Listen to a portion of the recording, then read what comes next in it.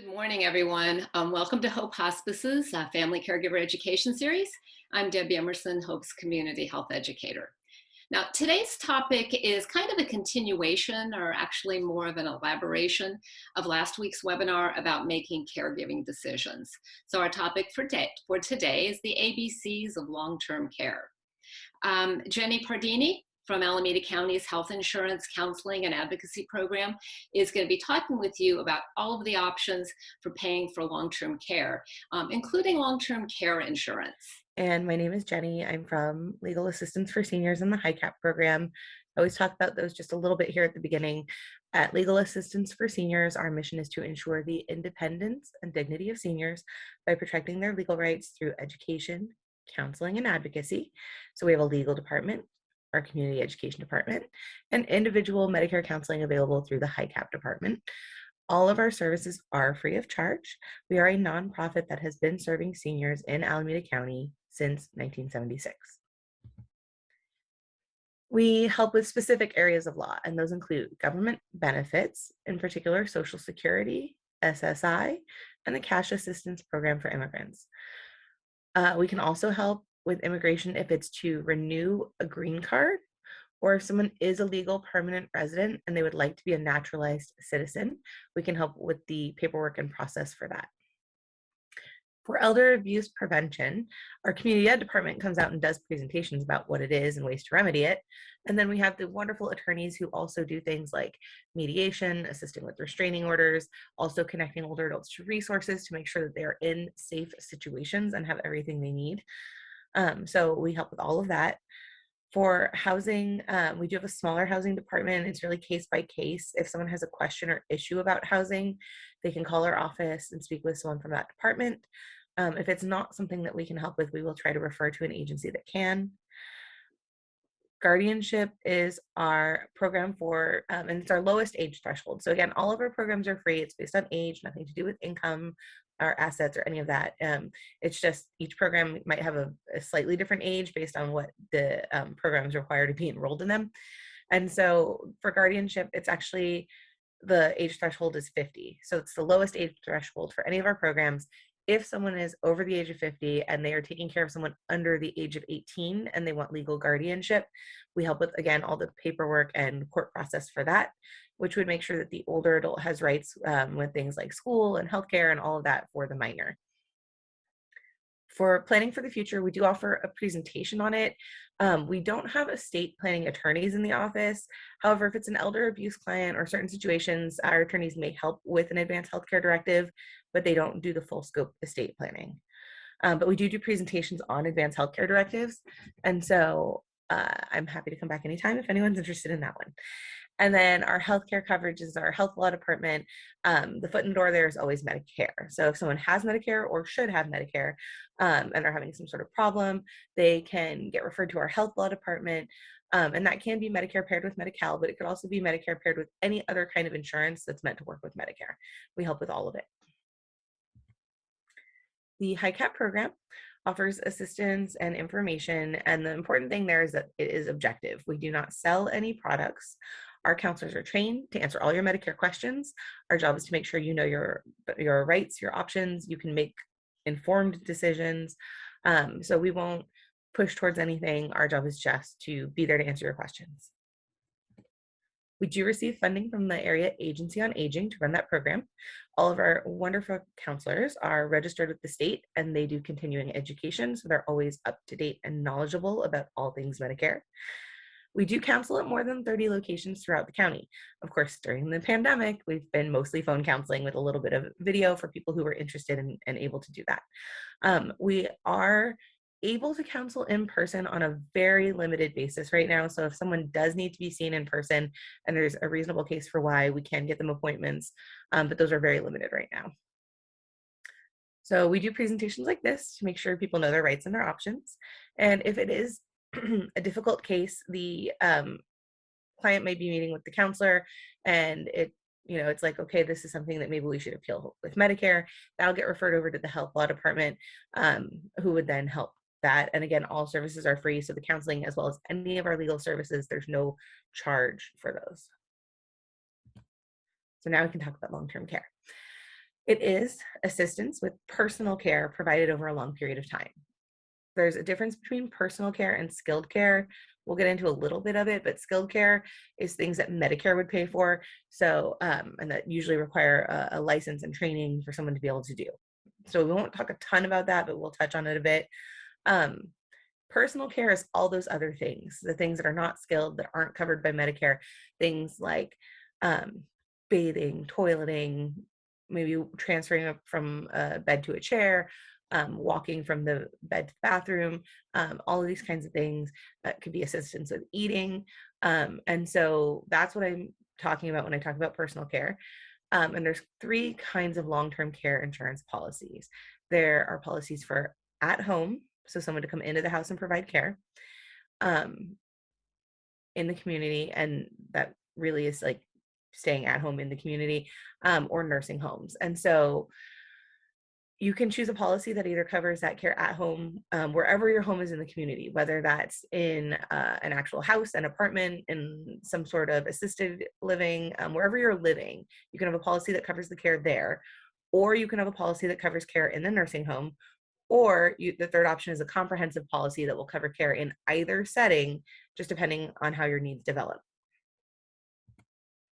So I did say it's all those other things. It's the activities of daily living. Uh, these are often considered bathing, dressing, eating, toileting, continence, transferring, and ambulating. Ambulating is just a nice big fancy word for walking around, being able to move around. And so if someone needs help with these kinds of activities, it would usually be certified by their doctor, and we'll talk more about that as well.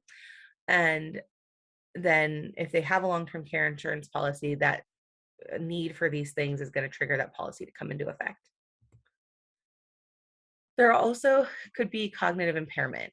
So if supervision and reminding is necessary, if the person is becoming a safety issue to themselves or for other people around them, and if they need help with any of these instrumental activities of daily living, like managing their medications, their money, getting housework done, shopping for groceries or clothing, being able to use the phone or other forms of communication, and to be able to get around within the community. So some projected idea of who is going to need long-term care in the future. This is from the U.S. Department of Health and Human Services, and we do try to keep it up to date regularly. So the first statistic here is that 70% of people can anticipate some form of long-term support and services will be necessary in their lifetime. 42% will have that need last less than a year at a home, in their own home, right, or wherever they're living.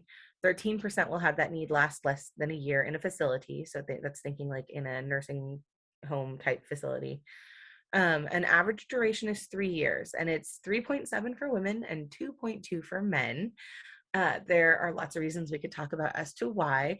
I'm sure the first thing that jumps to people's mind is, right, the statistic that women tend to live longer than men. There's also some other reasons we could talk about in there, like how often it is, if there's a male-female couple, the female will be the one who starts providing care at home when the male partner starts to decline. And so that partner may not need as many years in a facility, whereas often, again, because maybe that woman has outlived her male partner, she may not need the care till later, and then there may not be someone at home who can provide the care. Therefore, she's going to be in that facility type setting for longer. Lots of interesting things we could talk about, but I won't keep you on those for too long. And then just knowing that 20% of people will need some sort of help for more than 5 years. About 70% of nursing home residents are women, and the average age of admission into the nursing home is 80. I am going to see, it looks like some stuff's coming into the chat. So I'm going to take ADL, Johnny, thank you, is activities of daily living. I didn't call him out right away, but I'm just going to say, since he answered the question for me, Johnny is one of our fabulous, amazing, and wonderful counselors who is also trained in long-term care and does presentations as well. So we're very lucky to have him with us. And obviously in this, I'm going to make a pun. Obviously in this case, he was Johnny on the spot with getting that answer for us. Okay, to our next slide.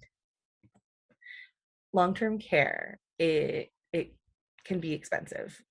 So this compares various regions, right? So the wider United States, the full state of California, and then various areas around the state. And we're looking at the cost of private nursing home room. So this would be your own room in a nursing home setting, semi-private, which would mean a shared room. If someone's in an assisted living facility, it's going to be a little less expensive because they are not getting that full scope of care that they're being given in a nursing home setting. And so the last category there is certified home health aide. That's someone who's coming into your living space, your house, or apartment again, or wherever you're living, to be able to assist for a certain period of time. So this is the cost for if they were there for 4 hours of the day, in these various areas. I can tell you I've been doing this for almost 5 years, and I haven't seen the costs go down. They've only gone up. So nationally, Medicaid is the biggest payer for long-term care. A lot of people also pay out of pocket. Some people do have other private ways of paying. Some people may qualify for other public programs that will pay, but largely it is Medicaid, which in California is Medi-Cal, right? So those Medicaid, which is the federal dollars, arrive in California, and we rename them Medi-Cal and give them some different standards than the federal standards, and we're a bit more generous, and that's Medi-Cal. So I know this is an older statistic, but in 2010, 207.9 billion was spent in long-term care. And that does not include informal unpaid care that's provided by family or friends, which I'm sure many people on this presentation are very familiar with. Skilled care, I did say I would talk about this just a bit, is nursing or rehab services that can include physical, speech, or occupational therapy. It does have to be delivered by a licensed provider. It should be on some sort of regular basis, but it's not long-term. So it is a regular basis, but usually there's some sort of idea that the care will end at some point.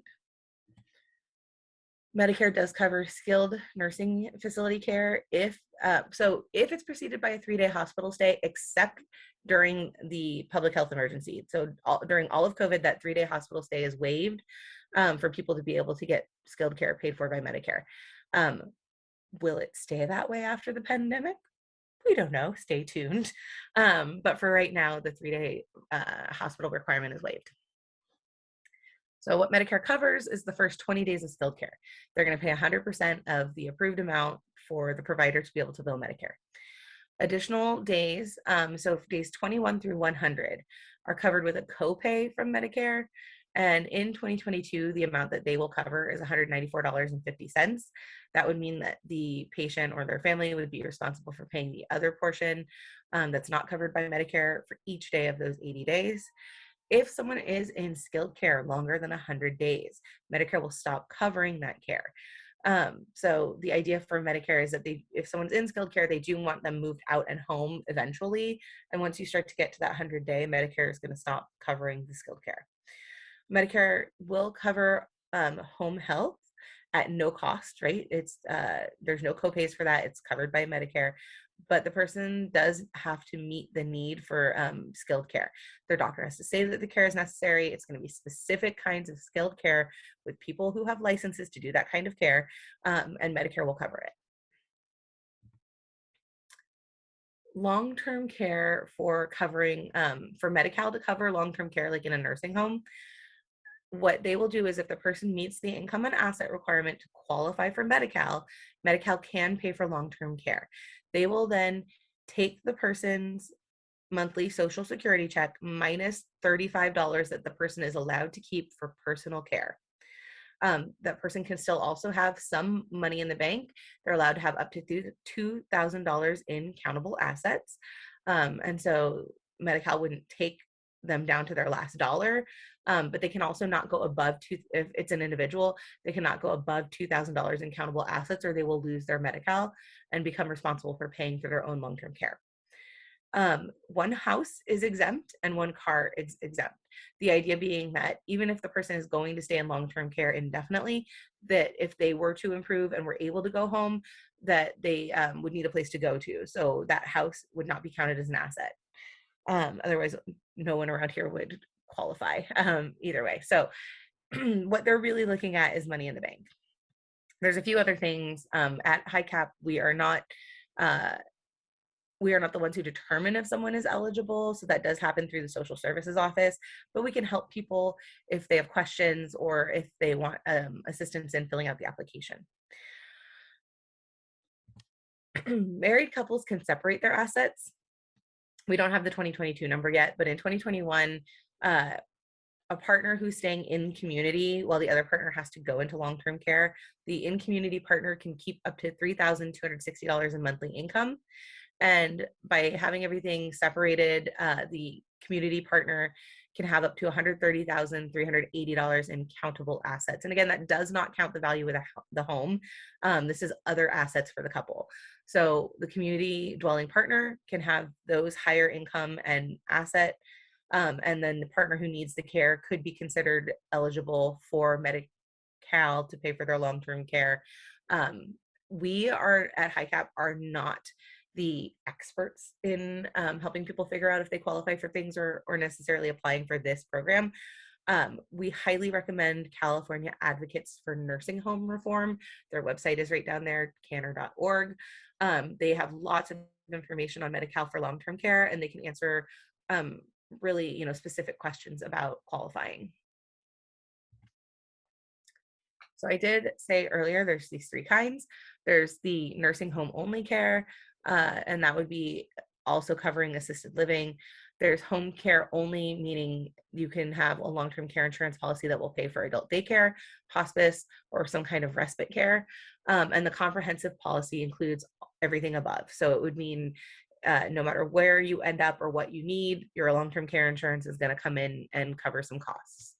Now, I did say some costs, not all costs. And I do see in the chat, Medi-Cal, does Medi-Cal put a lien on the home if the person does not return? So we will talk about Medi-Cal estate recovery, but the short answer is if there is a partner who is still living in the home, Medi-Cal cannot do estate recovery if the person does not return home and passes away. If there's not a surviving spouse or adult dependent child, and that doesn't just mean your adult child who lives in your house, they have to be considered dependent as in they have some capacity issues of their own, then Medi-Cal cannot do estate recovery. If there's not that circumstance met where there's a partner or an adult dependent child, then Medi-Cal could come do estate recovery to get reimbursed for the costs that they've paid out for care over time. So to get a long-term care insurance policy, you have to apply through an insurance company that sells the policy. They will do medical underwriting. They rarely sell to someone who has a serious health condition. Some may sell to people with chronic conditions, but charge them a higher premium. There's going to be a health questionnaire with the application, and often they'll send out someone to do a medical exam or have you go in and get it, but a lot of times they'll just send someone who will do some blood work and a little bit of medical testing. The companies then have 2 years to verify your health info with your medical records. So if they find that you put something false on your application or you didn't disclose a condition, they could actually cancel your policy if they find that out. The long-term care insurance has a couple different features. There's usually a daily benefit. An example might be that it's like $80 a day, and that can go a range of about $80 to $300. The duration of the benefit can be written in. So the example here is 1 year, it can go up to lifetime. It just depends on the policy. Also think about that however your policy is built for you, if you have higher amounts or longer duration of benefits, it's probably going to be a higher monthly premium that you pay or annual premium that you pay for your policy. The length of waiting period. In long-term care insurance, they call that the deductible period. It's not a deductible as in a specific dollar amount that you're paying, like often with health insurance. This is a time period deductible. So often policies will have anything from 0 days, kicks in right away, to 30, 60, even 90 or 100. We don't usually see a lot beyond that. And then you can have inflation protection built in if you choose, and that could be 5% simple inflation or compounded over time. Again, it just depends on the policy that you are having done for you with the insurance company that's offering it. All the different choices that you make in the kinds of coverage will end up determining your premiums for your policy. There can be additional features like flexible benefits, that the total amount can be used interchangeably, care management and assessment. So there will be someone at that insurance company to help process the plan and coordinate and monitor care. You could have a waiver of a premium if you hit a point where you start using your long-term care insurance to cover care. Then once you're doing that, the premium could be waived. They won't collect premiums while you're using your benefit. A non-forfeiture, meaning a shortened benefit period or return of premium. There's some reasons that that can happen. A lot of people have found that, the policy that they purchased 20 or 30 years ago seemed very affordable. Costs have gone up a lot in premiums over time. If it no longer is affordable, you don't want to just walk away from all the money you've put into a plan. So there's some ways to work with the insurance company to negotiate out different terms, to be able to keep your policy and not lose all that money you put in. So if anyone sees issues like that, or is getting notices from a policy that they already have, we do have high cap counselors who are specifically trained in long-term care insurance, who can help with understanding your options and making sure you know how to make the decision about what's going to work for you. When the benefits become available is when you do start to show that you need the assistance. Often that's going to be with a doctor who says that it's time. They're going to be looking at if you have impairment with your activities of daily living. So if you are unable to perform 2 to 3 activities of daily living, the doctor can usually write that letter that says, okay, these things are happening, care is necessary. Standardized definitions apply. So across insurance companies, they're going to be looking at the same explanation of what you need help with. So it shouldn't be different from company to company. And it's expected that the need for assistance with those activities is going to be for 90 days or longer.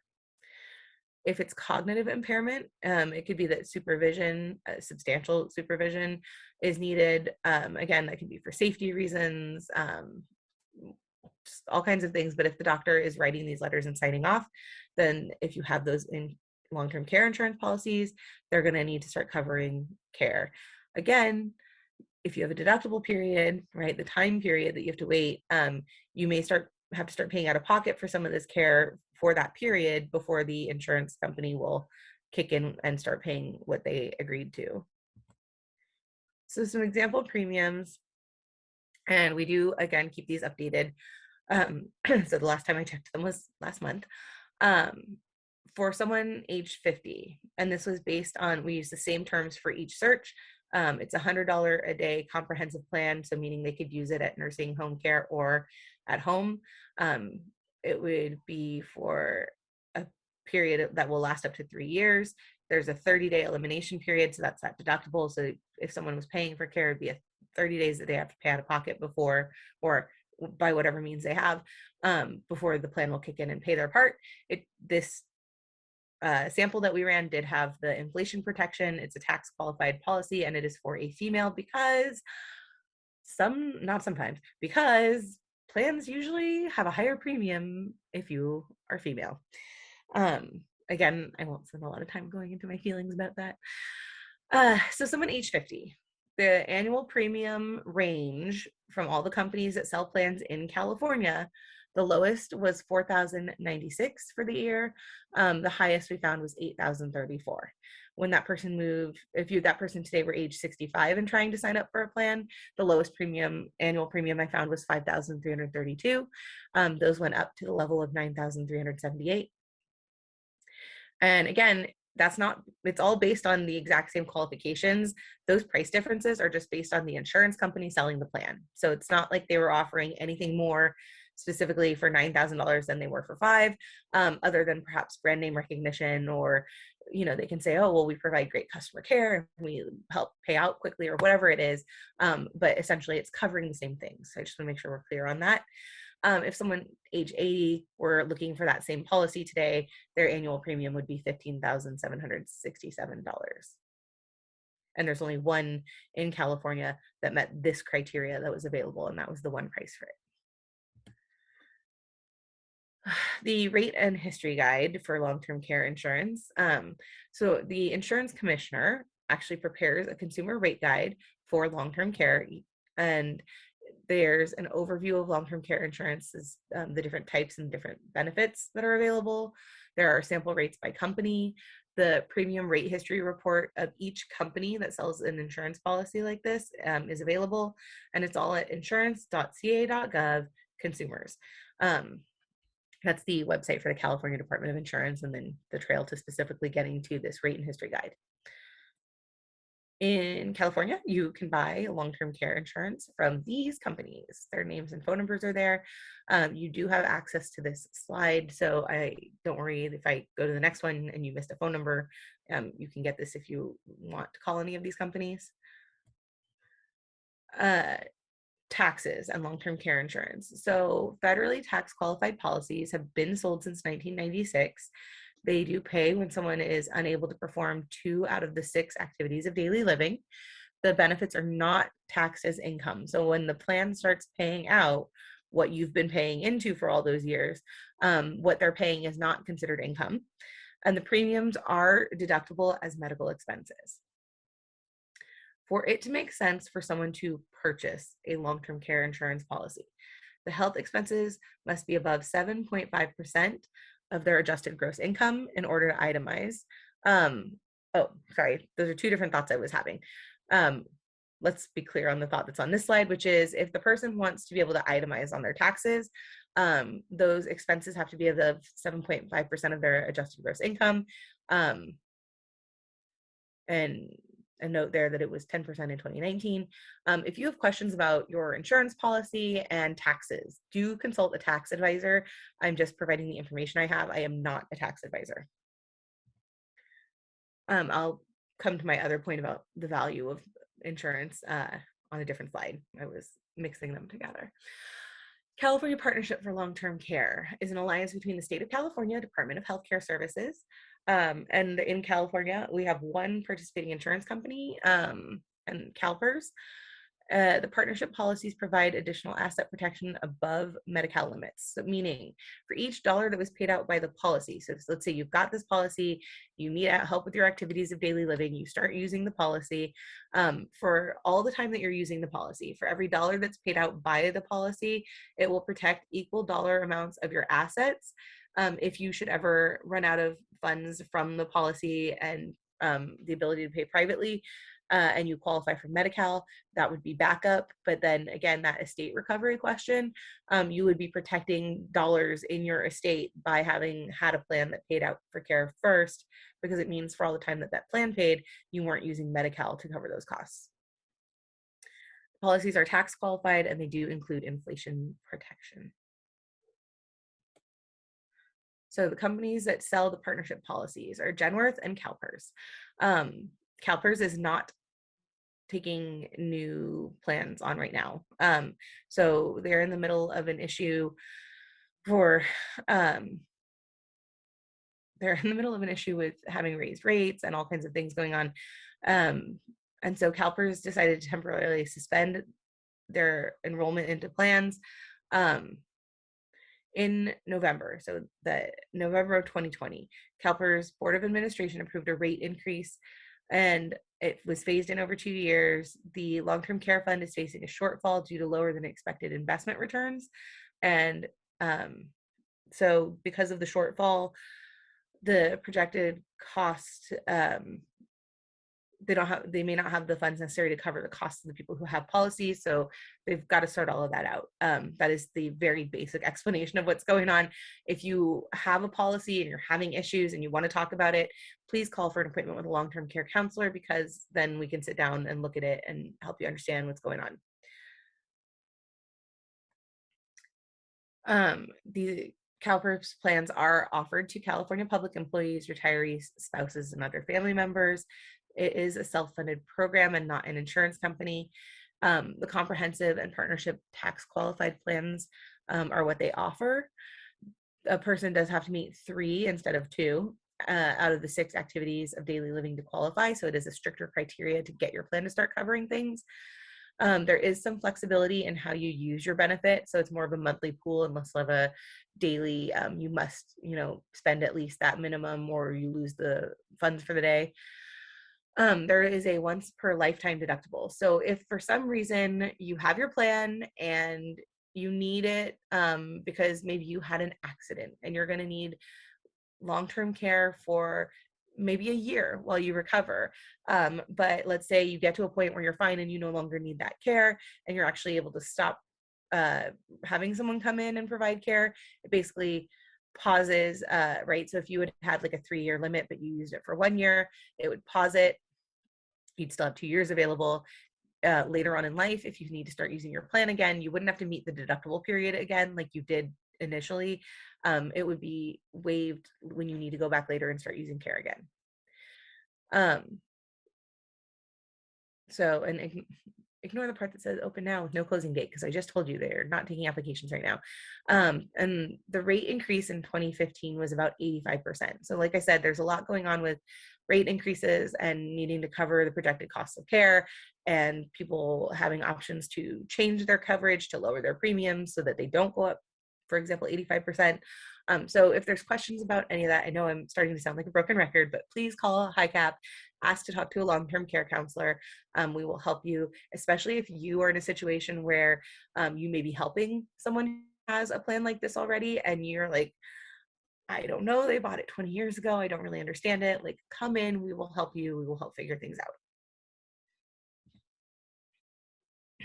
So the CalPERS settlement is not final until June of this year.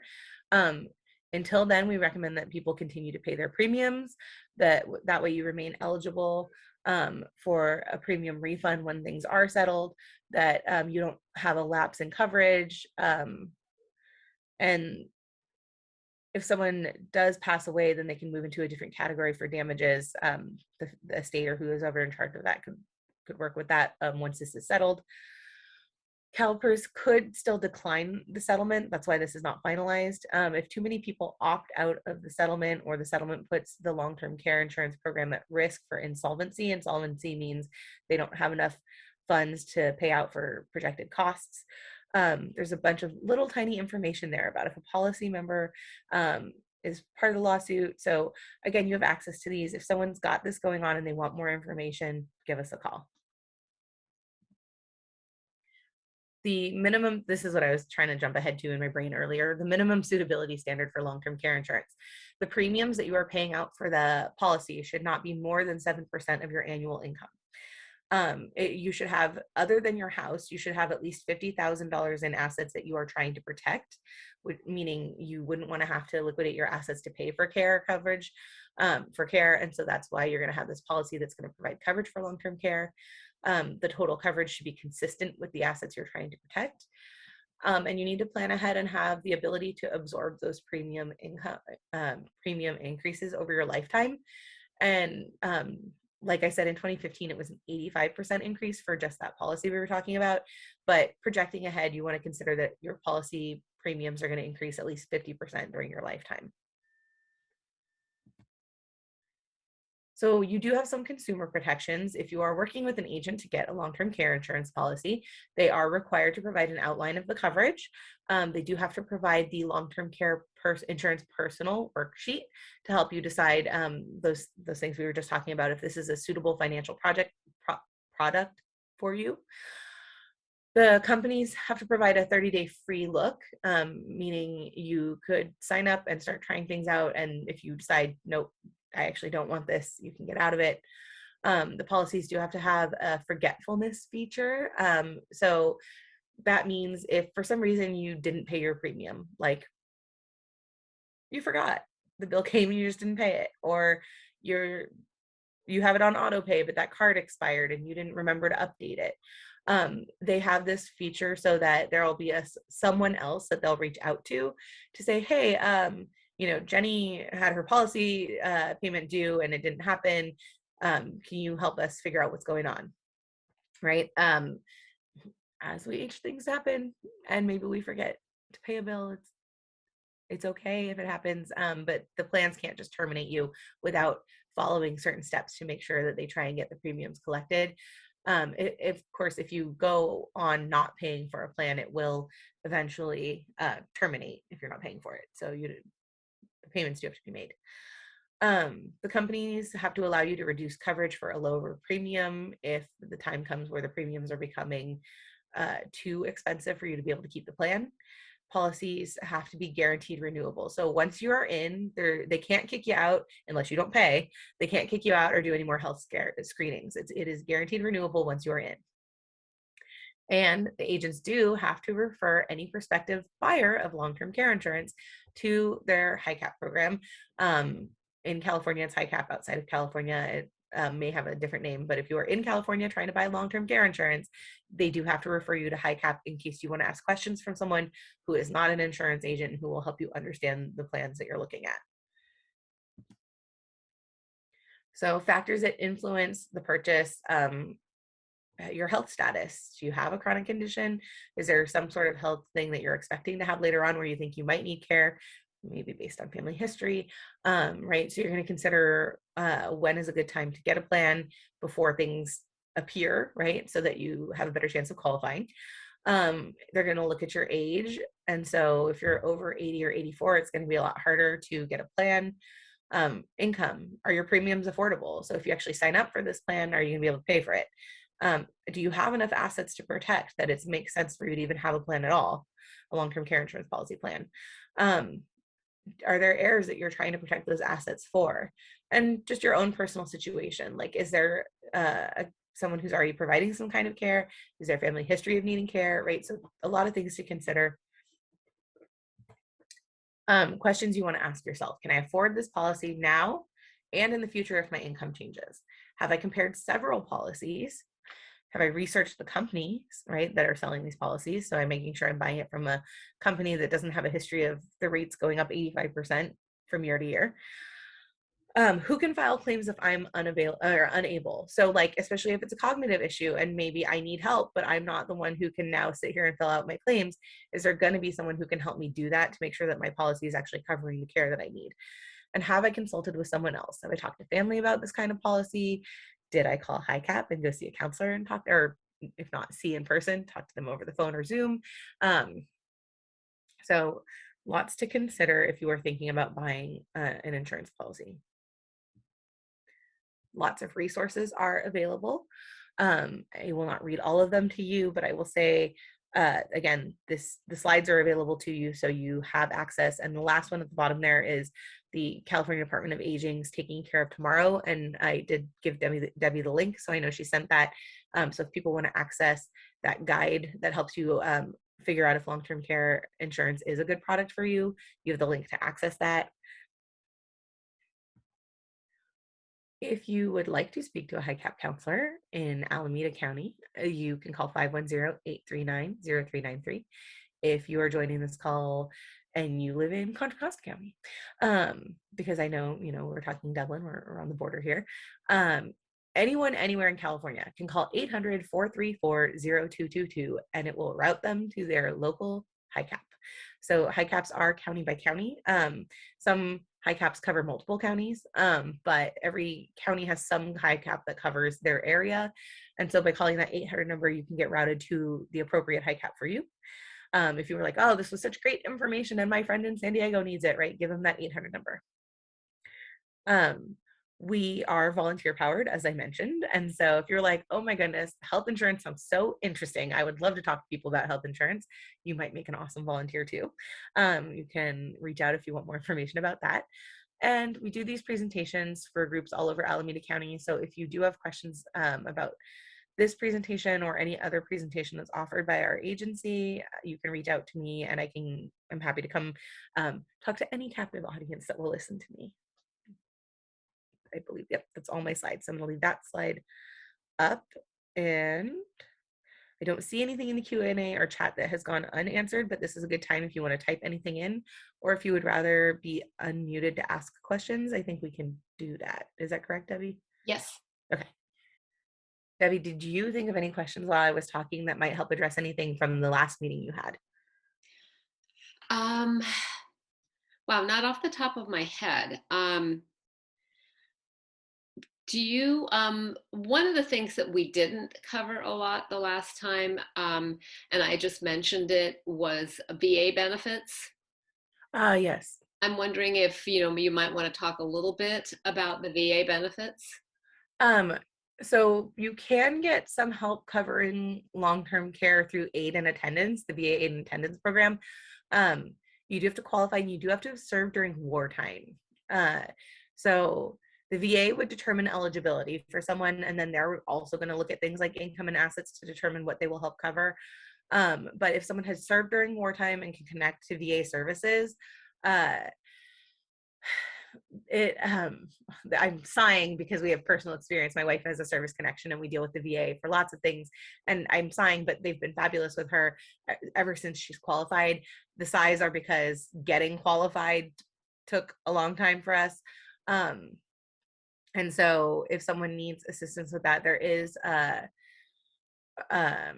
office in Alameda County. It's in Oakland, for the veterans service. I'm forgetting the exact title the person has right now. But there is a person whose job it is to help you get information and get connected. But they can often be overwhelmed and overworked. And so it can take a little bit of time. So that's what the size were for. It's absolutely worth the effort. And if you need assistance, you were like, what was she talking about? I mean, call me, email me, I'll get you their phone number and information. Because we've been through it all, and I want everyone who is qualified and who deserves something to be able to get what they earned. So, and I did see a question come in, and that is high cap available in other states?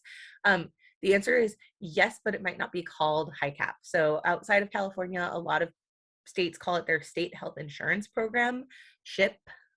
It's the same thing. It's the exact same stuff, different name. In California, we like to rename things, like Medicaid becomes Medi-Cal, the SHIP program becomes high cap. A couple other states also call it a high cap, and I think there's like one or two that have some other name that they call it, but it's all the same. It is help with Medicare questions. And so because in Alameda County, legal assistance for seniors is where the high cap lives. We have those other services I talked about, the legal services and some things that we offer. Not every high cap is necessarily going to have a legal side to them. That just happens to be how it works for us here in Alameda County. But help with Medicare is always available. So there's one in the Q&A from Michael. Yes, and there was a lot of personal stuff in there, and I wasn't sure if you wanted me to read out loud, but the question is here at the bottom, and that is it worth trying again, or will I be turned down again? Different insurance companies may say yes, right? So some may say no and some may say yes. There is no harm in trying a different company. We say the same thing about Medigaps, right? Because that health underwriting process, they're going to look at a whole lot of things. They're going to look at some health stuff, but they're also going to have to think about their own pool, and if they have, do they have enough funds to cover you if you start needing your policy? Is it worth it for them to have you paying the premium? Like, these are all the money insurance side of things questions that they deal with. So there is, other than the hassle of having to fill out paperwork and apply for insurance, there's no harm in trying a different company, or 3 different companies, and seeing, what will you charge me? Will you insure me? All of that stuff. Yeah, go ahead, try now. Don't wait longer, because the longer you wait, other things could pop up. Prices will go up because you're, aging, and so all these things. I would say if you are willing to try it again, definitely try. So Jenny, I'm getting a sense that, and maybe I'm misinterpreting it, but that you think that long-term care insurance is actually a good thing. Because I've heard a lot. It's controversial. So what's, based on, your knowledge and your experience, what are you thinking? I'll say it this way. I don't think it's a bad thing. I'm also a kind of person who likes having insurance. It makes me feel better. Oh, if something happens, okay, there's I'm not on my own.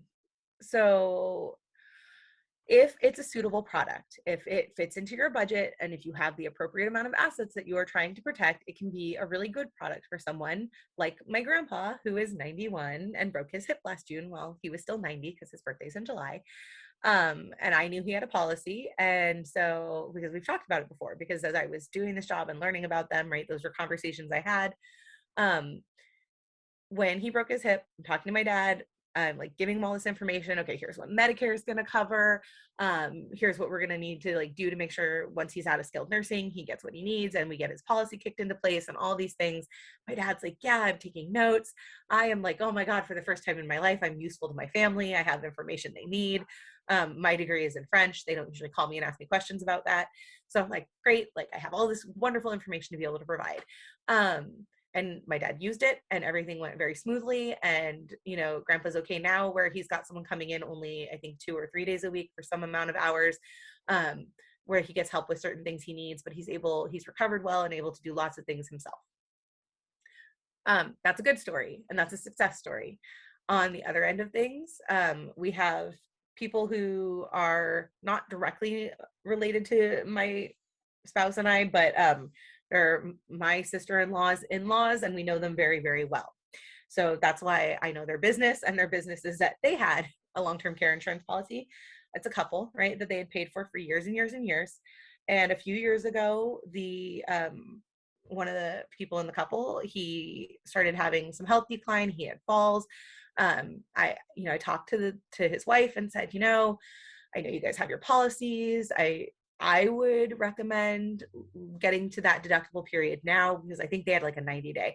I was like, I know it seems like a lot to have to get there, but I would recommend getting towards that now because he obviously needs help with certain things. And she was really the one providing that help for him. Outside of, after the fall, of course, Medicare did cover what Medicare covers, and he had some skilled care come in, but his wife was doing a lot to help him function. And then that puts a lot of stress on her and her own body, right? And the stress of being a caregiver. And so in that, I recommended, hey, like, I know you guys have the policy. I would say meet that deductible, start getting some care in to help him with what he needs help with.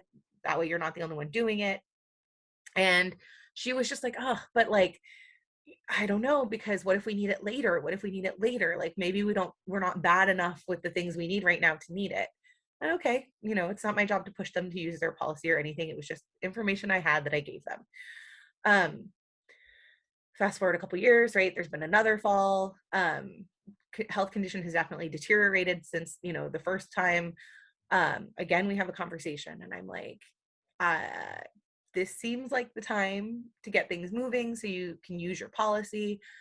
And again, she was just like, but they had a 6-year, right? So she's like, it'll only cover for up to 6 years. Like, what if we need it longer than 6 years? And how do you have a conversation with someone where you say, well, do you think you're going to live longer than 6 years? Nobody wants to have that conversation. And so trying to be very gentle, I'm like, okay, well, I just think it would be very helpful. But of course, again, it's your decision to use or not use your policy. I'm sorry, this story is getting very long. It ends with, he passed away last spring, never having used his long-term care insurance policy. So for all of those years that he paid into his policy, he never got anything out of it.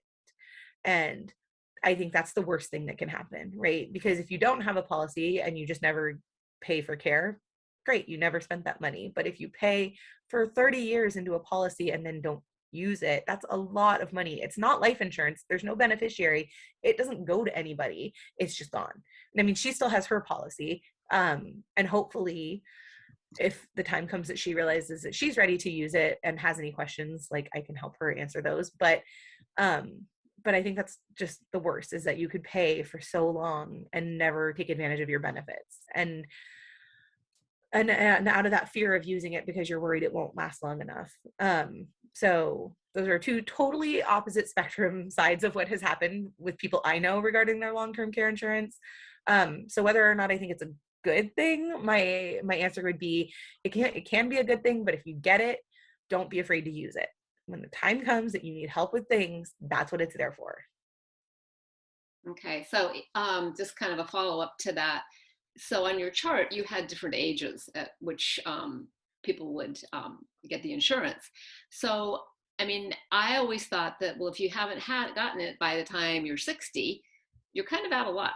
But if you're 65, 70, 80, is it still a good deal? That is like one of those things where I would say sit down and do the worksheet, because they're going to charge you a higher premium. If you're older, you're going to have a higher premium if you get qualified, right? Like if you pass the health screening and you qualify, it's going to be a higher premium than if you bought it when you were 50. But if it feels like you might need care within the next couple of years and the care level is going to be real high, then maybe this is a good way to start planning for that care. Especially if you have assets that you're trying to protect and you don't want to have to sell your house to pay for care or whatever it is. Because if you are going to be too high in income to qualify for Medi-Cal to be able to pay for it, then you have to start looking at what assets can I sell off to pay for care. Or unless you're just like so wealthy that you're independently wealthy, you can just pay for all the care that you need, and that's great. And I would like that to be me one day, but it probably never will. So many of us are going to fall somewhere in that middle. And so even at 80, it might be okay to get this product, but a lot to consider. So I'm not saying absolutely don't do it. I'm just saying make sure that what you're doing is worth the cost and actually protecting what you are trying to protect. Okay. I always have a problem just going up and down through the chat. So I'm trying to read the next one. I don't think I skipped anything, but Rich did say, not sure if it's allowed or not, but I'll go ahead and read it anyway. That Rich has been in the insurance industry for over 35 years. His company does represent one of the long-term care policies on the list. If anyone would like to talk to Rich about insurance, he says he won't try to sell you. Let me see, I'm trying to scroll down. He won't try to sell you anything. Just talk about his story. His parents have long-term care policy and have used it. So, it's not against any rules for me. I just am sharing that he put that in there. And if anyone wants to talk to Rich, you can reach out to Rich to talk about his experience with the policy. And then Jack said on the last talk, can you name some home care agency? I think you answered there some. I was about to say there are lots of home care agencies available. And I have interacted with them out at like senior fairs and things, but I don't, like from LAS or HICAP, we don't particularly endorse any kind of agency. It would just be a matter of, you can search for them. You can search the internet, or if you go to places like senior centers, there may be like pamphlets or stuff available. The Area Agency on Aging can have resources for where you can hire someone for caregiving. So I personally am not going to name, and I see there's some in there, but I'm not personally going to name any just because there's so many that you could choose from. What I would say is, oh yeah, Rich, sorry, I see now you can go ahead and put your contact number in there. If you haven't put it in the chat, it's fine. You can put it in if you're comfortable sharing. Okay, so what I would say about agencies is just make sure they have a good reputation. Make sure they've been around. Make sure they're licensed and bonded. Make sure that they train their caregivers, right? Like ask those kinds of questions, because you want to be sure that you are working with a reputable company, that you are going to get the kind of care you need. And if you do engage with an agency, it is going to be more expensive than private hire. So know what are the things that you can ask of them. Who are you coordinating with at the agency to be able to get everything provided that you need? If there's a problem with the care, if there's a problem that the person receiving care is having an issue, or the person providing the care is like, oh, this isn't working because the person doesn't want to receive blah blah from me, whatever it is, that there's a point person, knowing who's going to talk to that person and knowing who that person is. That's my big takeaway from working with an agency. Okay, and I did put a few agencies up there, and those are ones that we've worked with a little bit with at Hope Hospice, but also these are ones that I know have trained their employees, trained their staff in best practices for dementia care. And so that's, if you've got a loved one who has dementia, Alzheimer's, whatever, I think it's really important that when you're evaluating an agency and asking the questions that Jenny was mentioning, that you do make sure that their staff has been trained to deal with clients who have dementia, because that's huge. That's a huge issue right there.